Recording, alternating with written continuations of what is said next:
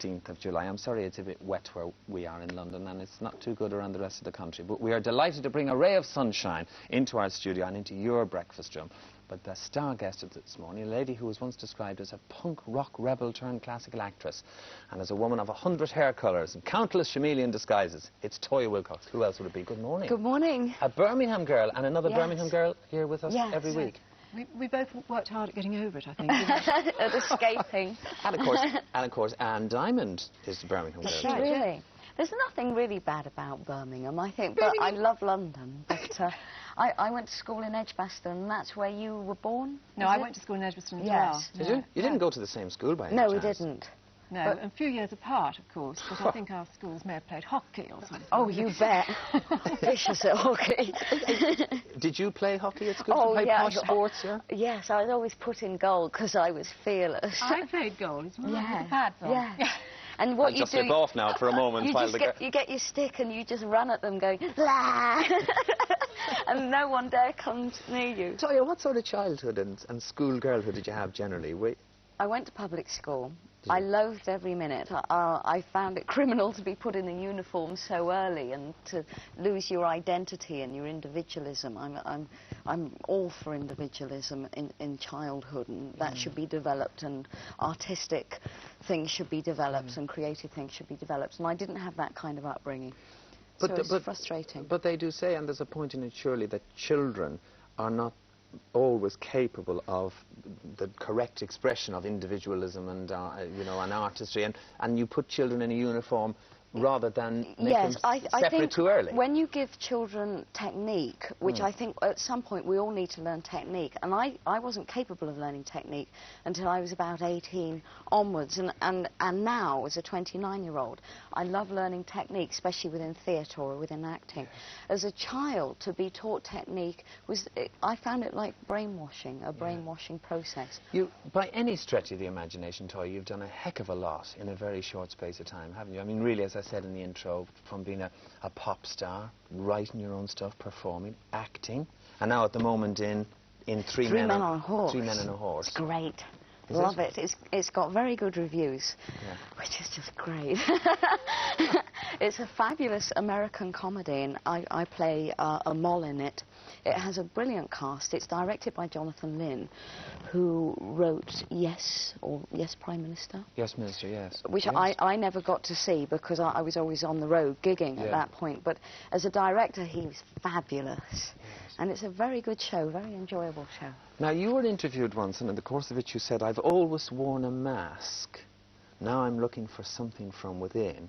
Yes. Which, coming from somebody else, might sound a teeny-weeny bit pompous, but I don't think you could be pompous if you try. But what does it mean? I think I can be pompous. I got a very big mouth. Yeah. And people ask me a question, I always answer it. It always got me into trouble. Direct. It's refreshing. Yes.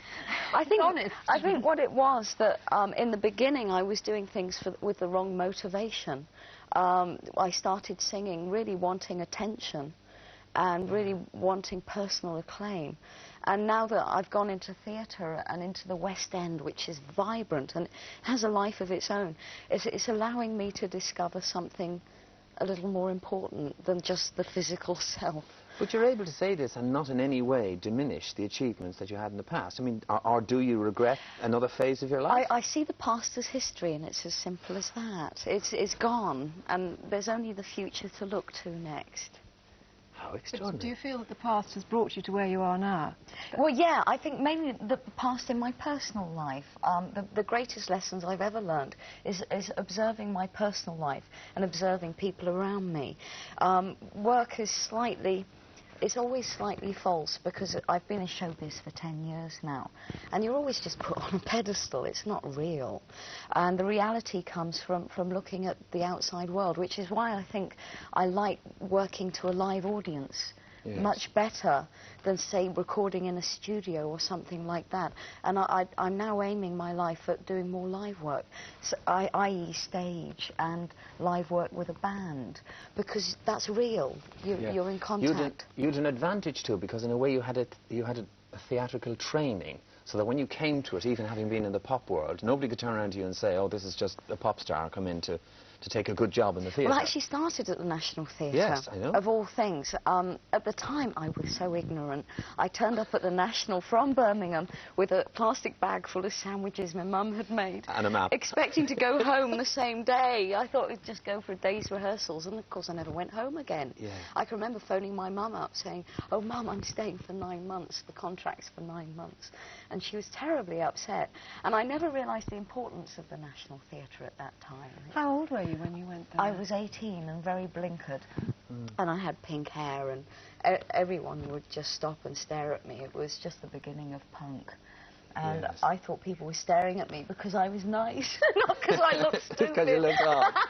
No, you didn't look stupid, you looked different. Oh, I looked You looked terribly different. I was very fat as well. Were you? Yes, I terrified people.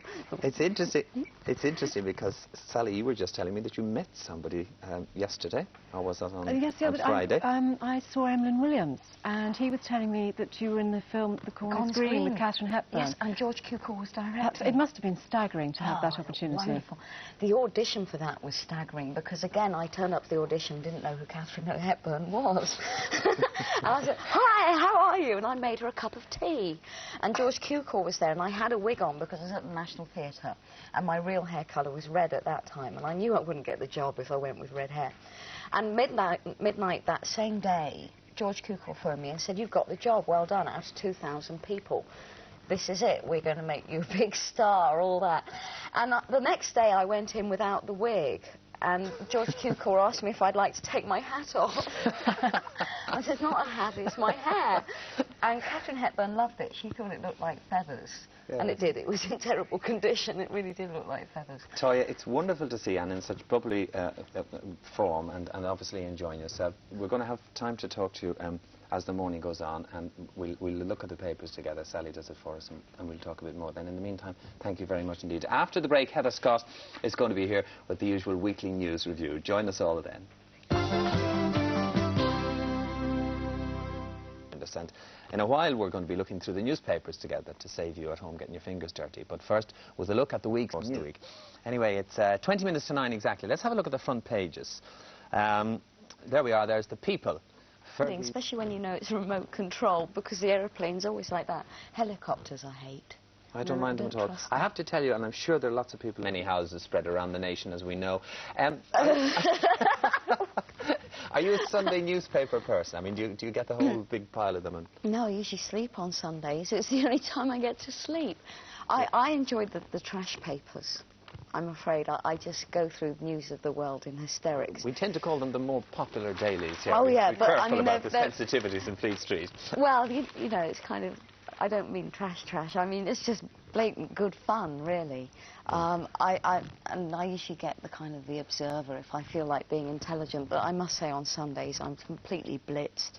Prefer to be windswept Yes. and entertained a bit. Sally, I tell you what, will we head off to the colour supplements maybe? Okay, Have we got them right. there? Yeah. Yes, we have. We have, There's good. I'll move these for you. All right. So you get There's the colour subs. rather a fun piece. Actually, Toyah, I was wondering, have you ever done a summer season? Have you ever... I haven't done a summer season, but I've done a variety show, a bit like Yeah. Les's new one. It was for a National Youth Day in Devon. We followed the local conjurer, and Frankie Howard followed us. And my husband and I came on and did this rock concert in the middle of a variety show. And we got all these oldish people up and bopping. It was very good fun. You've got a piece there about Les Dennis, is it? Les Dawson. Les yes. Dawson, I beg your pardon, Les Dennis, The of course. BBC are bringing back Seaside Special after some... Night at London In fact, they're Stadium. bringing back Beat the Clock after all these Oh, years. great. Yeah. So, and Mike Excellent. Smith... Which one is that in? Sal? This is, sorry, this is in You Magazine, which is Magazine, the Mail on Sunday. Yeah. So here we have it. I mean, it's all glitter and lots of fun and rain and damp sand in your shoes, between your toes. And I all of insist that. you enjoy yourself. Yes. It's the summer. You will enjoy yourself. I think it's quite fun.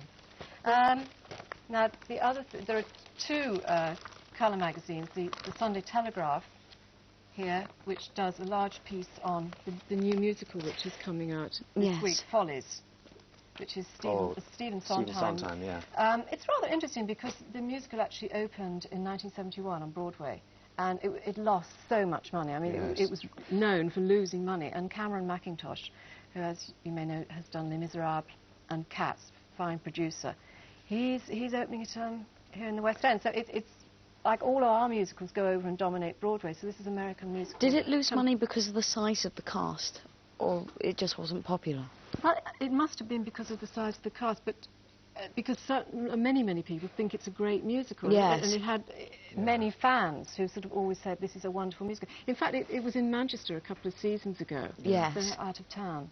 But this one has a fabulous cast. It's got Julie Mackenzie, yeah, Diana they're Rigg. wonderful, and aren't they? Adele Lee's come over from Vienna. We alas have to start wandering towards a break. It just occurs to me that Tim Rice, I heard him saying during the week, that when they took, I think, Jesus Christ to New York first, they didn't quite get the setting up of it wrong and wasted money, and got it right when they came back to London. It often happens with the big spectacular.